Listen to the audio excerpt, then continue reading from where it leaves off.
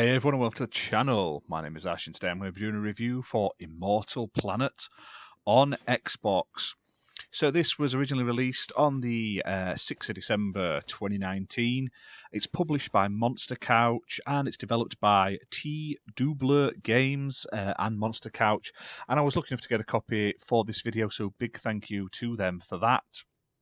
Now this game is basically a sort of isometric RPG style game that heavily sort of feels like a Dark Souls game in the sense of how the combat plays out and how you sort of deal with enemies. It's a lot less sort of Diablo hack and slash cutting through hundreds and hundreds of enemies, more of a sort of slow paced blocking, dodging, dashing around enemies, avoiding their attacks and then hitting them at the right time basically. Now, the story is pretty decent, and so is the sort of background lore to the game. The basic description is, on the icy surface of a forgotten planet stand ruined tombs where immortals sleep. While sleepless warriors roam the halls with their minds eroded by eternity, a lone Awakewalker emerges from cryosleep. With no memory of their past, it's up to them to forge their future, discover the planet's mysteries, and find a way out of this icy hell. Now, you basically start the game, you get a choice of multiple weapons and then multiple sort of like artifacts basically that give you some sort of buff. So you can pick one different weapon, one type of buff basically. So there's different ways you can play for different play styles, which is nice. However, like I say, if you're not a huge fan of Dark Souls and the sort of slower paced combat, this may not be for you.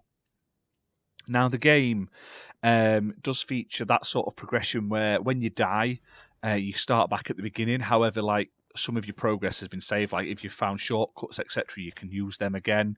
You can then find your sort of remnants when you get to where you've died, pick them up and keep some of your progression basically and items, etc. And there are a whole host of different items and spells, obviously, to help you customize how you play the game. Now, the game does feature sort of single checkpoints, and you basically start from them and explore the area around them. And like I say, once you get used to where the shortcuts are, it does make your runs slightly quicker to progress, basically. Now, the enemies are really cool. There's a lot of variety to the enemies and how they all attack you and stuff like that, and how they all interact. And I like that. And there's also loads of different like cool boss fights.